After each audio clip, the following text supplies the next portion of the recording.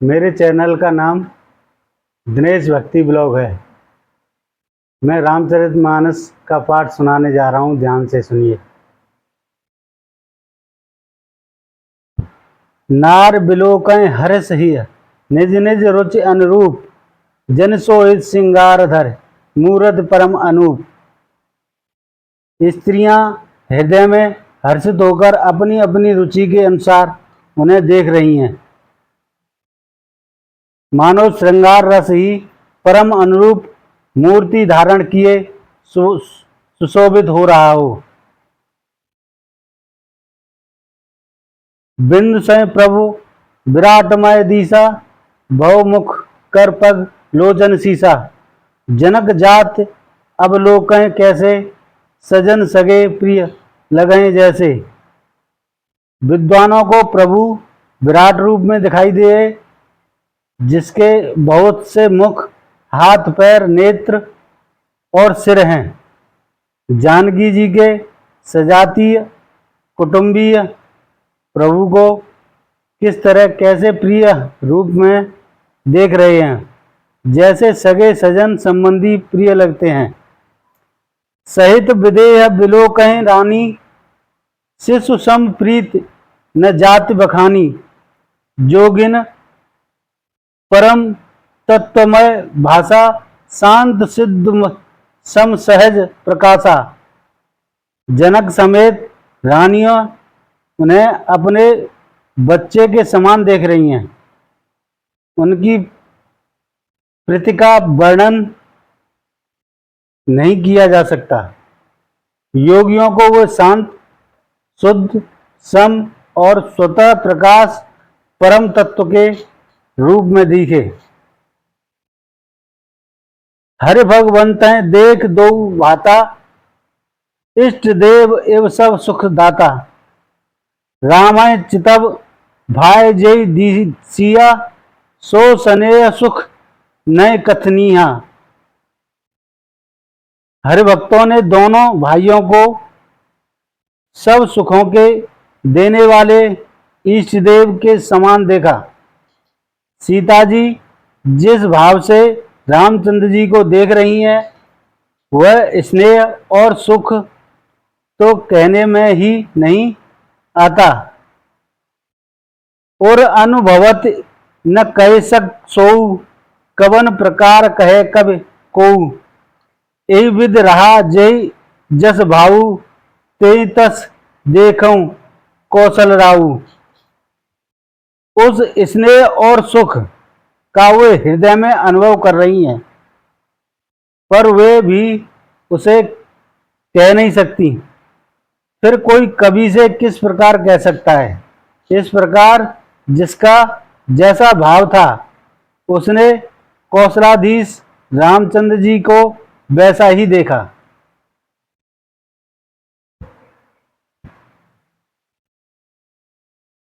राजत राज समाज मऊ कौशल राज किशोर, सुंदर स्वामल और तन विश्व विलोचन चोर। सुंदर सामले और गोरे शरीर वाले तथा विश्वंभर के नेत्रों को चुराने वाले कौशलाधीश के कुमार सज समाज में इस प्रकार सुशोभित हो रहे हैं। सहज मनोहर मनोहर मूरत दो, कोटि काम उपमा लग सोऊ। सरद चंद निधक सुख नीके, नीरज नयन भावते जी के। दोनों मूर्तियां स्वभाव से ही बिना किसी बनाव श्रृंगार के मन को हरने वाली हैं।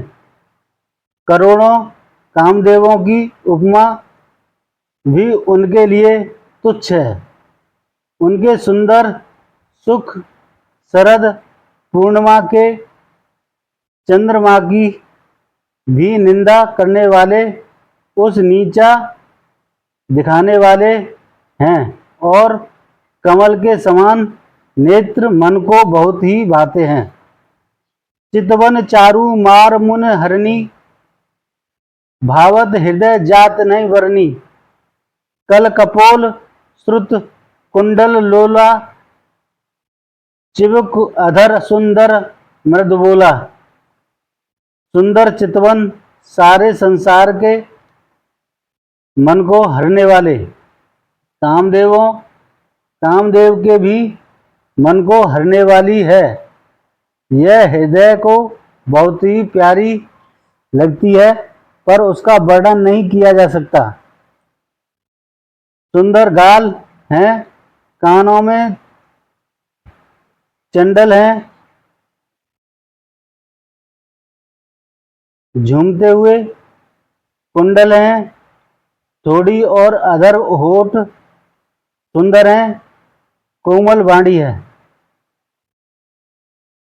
कुमुद बंद कर निकंद हासा, भ्रकुटी विकट मनोहर नासा।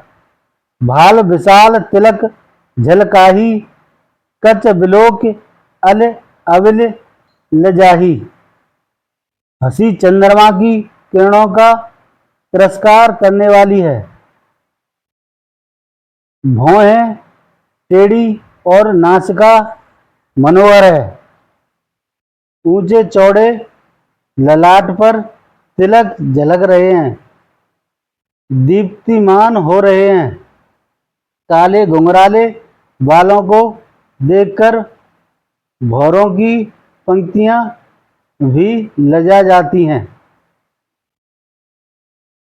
पीत चौतनी सिरने सुहाई, कुसुम कली बिछ बीच बनाई। रेखें रुचिर कंब कल गीवा, जन त्रिभुवन सुषमा की सीवा। पीला चौकानी पीली चौकोनी टोपियां सिरों पर सुशोभित हैं, जिनके बीच बीच में फूलों की कलियां बनाई काढ़ी गई हुई हैं।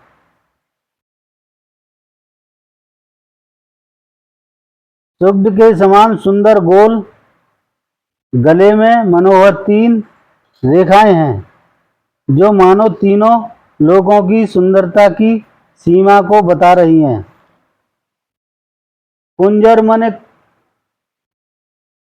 कुंजर मन कंठाकलित हो रहे तुलसी का माल, वृषभ कंध के हरे ठविन, बल निधि बाहु विशाल। हृदयों पर गजमुक्ताओं के सुंदर कट्ठे और तुलसी की मालाएं सुशोभित हैं। उनके कंधे बैलों के कंधे की तरह ऊंचे तथा पुष्टि हैं। पेड़ खड़े होने की शान सिंह की सी है, और भुजाएं विशाल एवं बल की भंडार हैं। कट तुनीर पीत पट बांधे, कर सर धनुष बाम बर कांधे। पीत यज्ञ उपवीत सुहाए, नख सिख मुंज महाछव छाए। कमर में तरकस और पीतांबर बांधे हैं, दाहिने हाथों में बाण और बाएं सुंदर कंधों पर धनुष तथा पीले यज्ञोपवीत जनेऊ सुशोभित हैं। नख से लेकर शिखा तक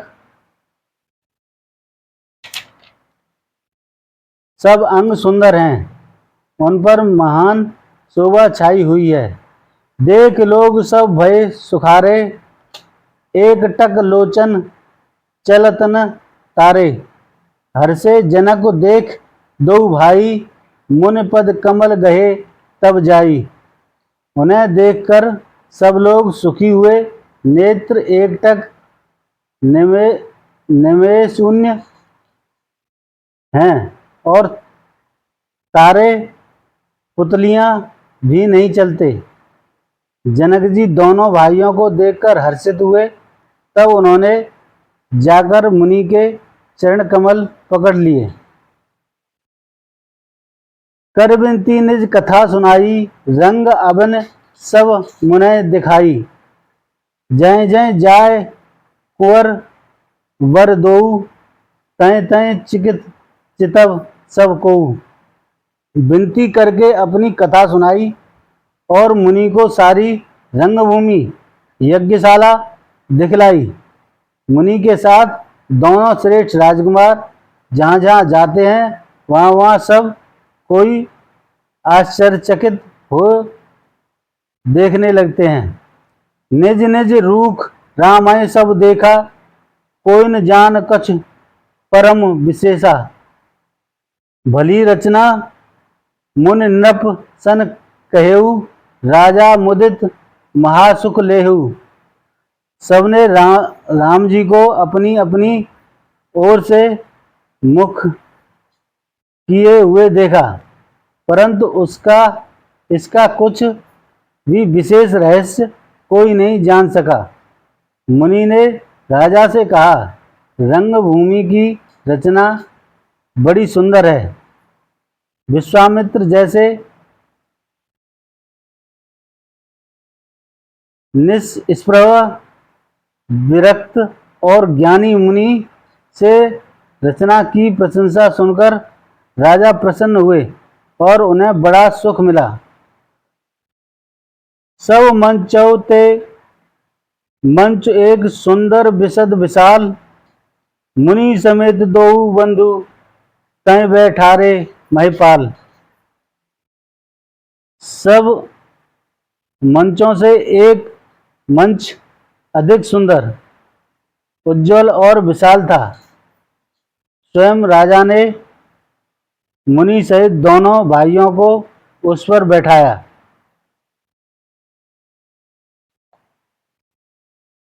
प्रभु देख सब नृप ही हारे, जन राकेश उदय भय तारे। अस प्रीतित सब के मन माही, राम चाप तो रब सक नाही। प्रभु को देखकर सब राजा हृदय में ऐसे हारे गए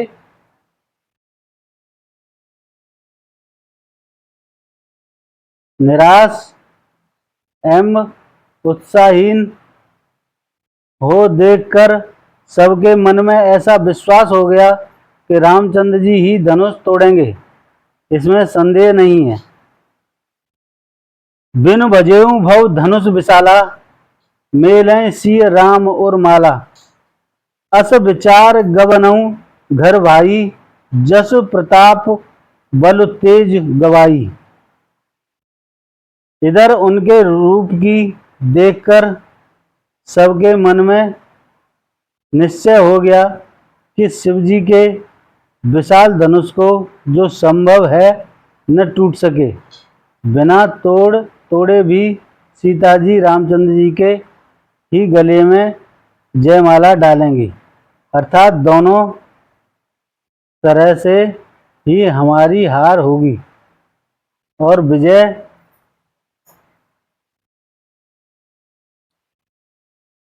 श्री रामचंद्र जी के हाथ रहेगी।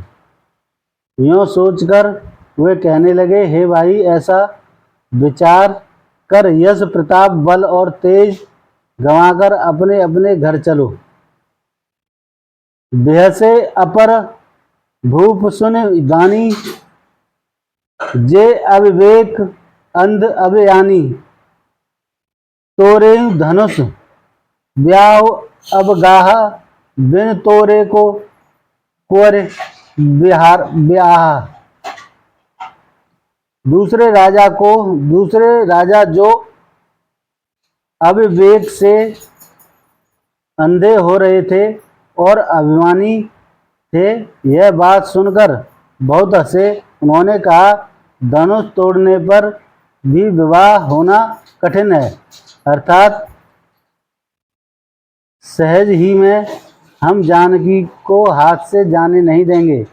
फिर बिना तोड़े तो राजकुमारी को ब्याह ही कौन सकता है। एक बार कालऊ किन होऊ सिय हित समर, जितब हम सोऊ, यह सुन अबर महिप मुस्काने, धर्मशील हरि भगत सयाने। काल ही क्यों न हो, एक बार तो सीता जी के लिए उसे भी हम युद्ध में जीत लेंगे। यह घमंड की बात सुनकर दूसरे राजा, जो धर्मात्मा, हरिभक्त और सयाने थे, मुस्कुराए। सिय विवाह राम गर्व दूर करें, नृपत के जीत को सक संग्राम, दशरथ के रन बांकुरे। उन्होंने कहा, राजाओं के गर्व दूर करके जो धनुष किसी से नहीं टूट सकेगा, उसे तोड़कर रामचंद्र जी सीता जी को ब्याहेंगे। रही युद्ध की बात, सो महाराज दशरथ के रण के बांके पुत्रों को युद्ध में तो जीत ही कौन सकता है। व्यर्थ मरो जन गाल बजाई, मन मोहकहें कि भूख बुताई। सीख हमारी सुन परम पुनीता, जगदम्बा जानो जय सीता।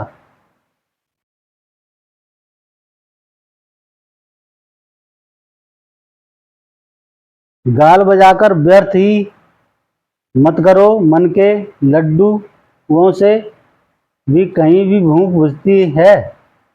हमारी परम पवित्र निष्कट सीख को सुनकर सीता जी को अपने जी में साक्षात जगजननी समझो। उन्हें पत्नी रूप में पाने की आशा एवं लालसा छोड़ दो। जगत पिता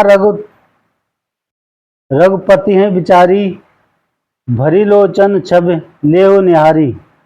सुंदर सुखद सकल गुण राशि, ए दो बंधु संभु उर्वासी। और श्री रघुनाथ जी को जगत का पिता परमेश्वर विचार कर नेत्र भरकर उनकी छवि देख लो। ऐसा अवसर बार बार नहीं मिलेगा। सुंदर सुख देने वाले और समस्त गुणों की राशि, ये दोनों भाई शिव जी के हृदय में बसने वाले हैं। स्वयं शिव जी भी जिन्हें सदा हृदय में छिपाए रहते हैं, ये तुम्हारे नेत्रों के सामने आ गए हैं। सुधा समुद्र समीप बिहाई, मृगजल निरख मरऊ मत धाई। करऊं जाए जा कहे जोड़ भावा, हम तो आज जन्म फल पावा। समीप आए हुए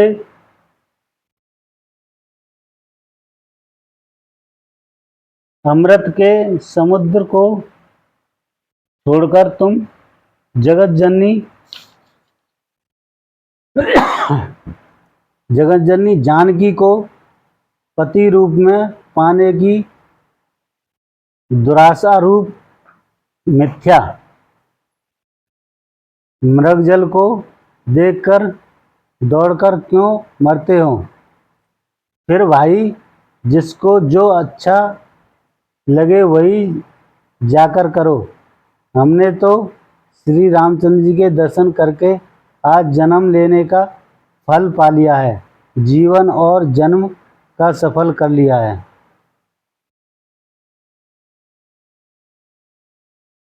अस कहें भले भूप अनुरागे, रूप अनूप विलोचन लागे। देखें सुर नभ चढ़े विमाना, वर्ष सुमन कहें कल गाना। ऐसा कहकर अच्छे राजा प्रेममग्न होकर श्री राम जी का अनुपम रूप देखने लगे। मनुष्यों की तो बात ही क्या, देवता लोग भी आकाश से विमानों पर चढ़े हुए दर्शन कर रहे हैं और सुंदर गान करते हुए फूल बरसा रहे हैं।